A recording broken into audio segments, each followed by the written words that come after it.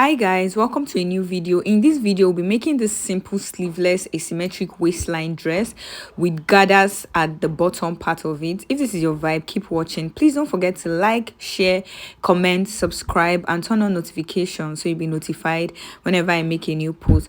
Also, this dress is for my sister who is slightly bigger than me. That's why it's a little loose. For this style, you need about 1 yard of the black crepe fabric. This is actually really stretchy. So I use stretchy black crepe. And then I used 4 yards for the lower part. So I went to cut out some pieces of fabric so it won't be bulky on the table. So I used my shoulder to my hip measurement and then I added an extra 4 inches. For the wideness, I used my hip circumference, which is the widest part of my body. Now, the first thing I did was to mark a certain line, which is also serving as my shoulder line. The next thing to do is to come down by your bust point measurement. For this style, it's actually 10 inches. Your under bust measurement, just mark a point there.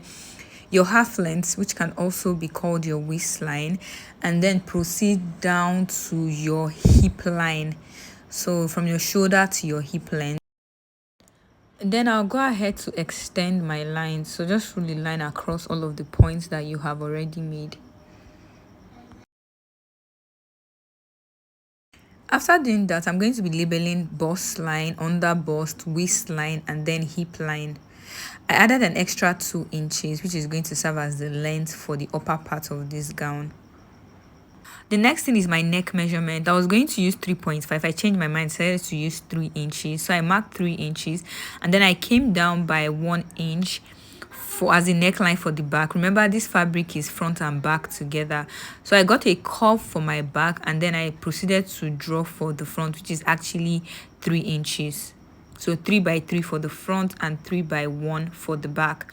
The next thing to do is to measure my actual shoulder divided by 2. I marked a point there and I came down by 1 inch, which is going to serve as the slope, which I connected to the neckline.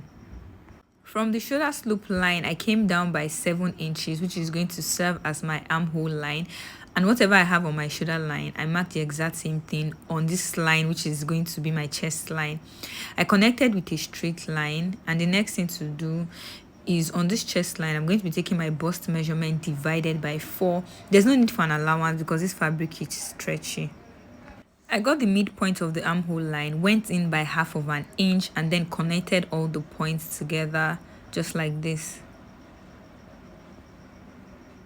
Now, whatever I have on your chest line is the exact same thing as your bust. So the next thing to do is to take my waist measurement divided by 4.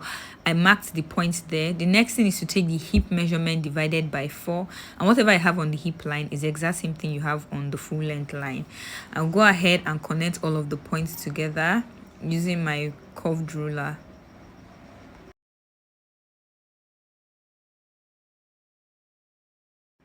Now for sleeveless, I find out that it's actually nice to reduce your shoulder line a little bit. It makes it to come out nicer if you are making a sleeveless. So I reduced mine by 1 inch. You can actually even do 1.5 inch. I added 1/2 inch, which is going to serve as my joining allowance, and then I went ahead to cut out. Please, when you are cutting out, take note that you have to cut out the neckline for the back, separate it, and then go ahead and cut out the neckline for the front piece. After doing this, the next thing to do is to open this up and to join them right side facing each other and then stitch on the shoulder line. After doing that, I'll go ahead to hem the neckline. I did not want to use a bias for this because I did not have it available. So just hem the neckline. You can weave it and then hem it once. I'll repeat the exact same thing for the armhole line. So just go ahead and hem it.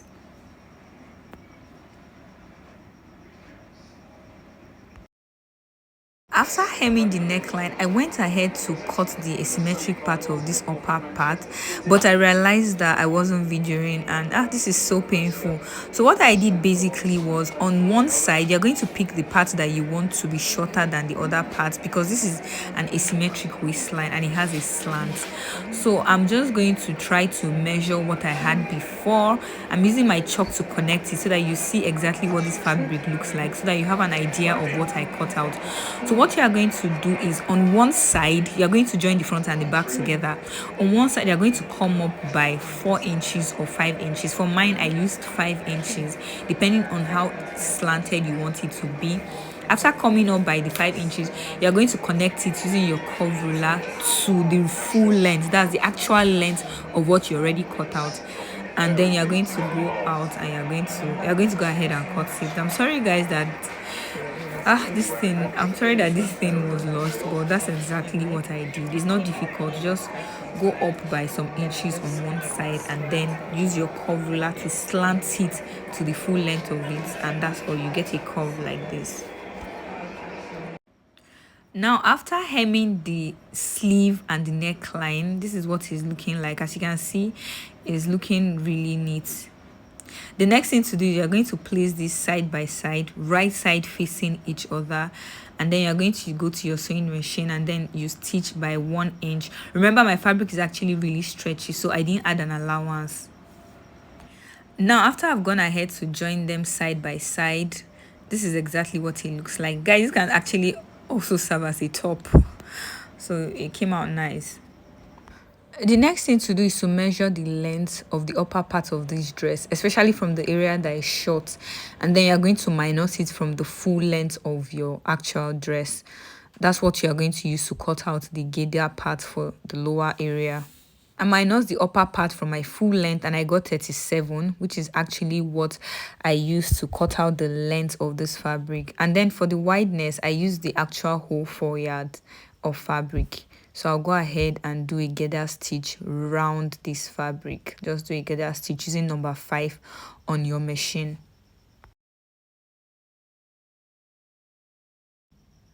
Now the next thing to do is to take the lower part of this top and then you're going to measure around it.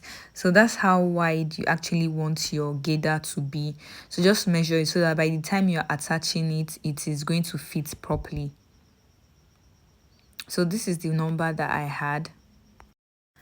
So I'll just go ahead and measure the gathered area that will be attaching to this upper part, just to make sure that they align.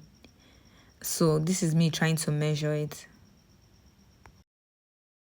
So because this doesn't have a zipper at the back, the area that is supposed to have the zipper, the area that was supposed to be joined together, is still going to serve as my center back. So I'll be placing it center back of lower part to center back of upper part, and then from that area I'm just going to stitch it round, since they are actually the same measurement. So after I've gone ahead to stitch it, this is exactly what it came out looking like. As you can see, it's looking so clean, so neat and beautiful. So that's all. The next thing to do is to go ahead and make sure that the length at the lower area is properly aligned, after which you're just going to go ahead and hem the bottom.